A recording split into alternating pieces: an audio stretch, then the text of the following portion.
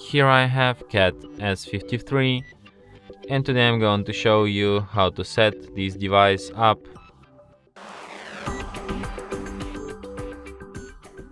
So firstly, you should select preferred language. I'll just stay with English, then tap start.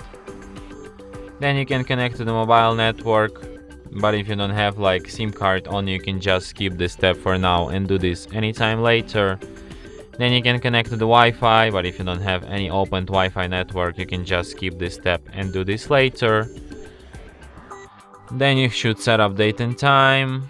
Then you should set up Google services, so I suggest you disable them, but in any case you'll have to accept Google's terms of service and privacy policy.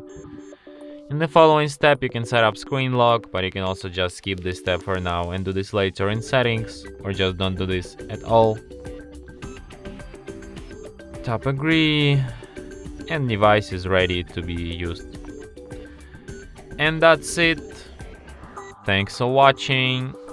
If you find this tutorial useful, don't forget to hit that like button and subscribe to our channel.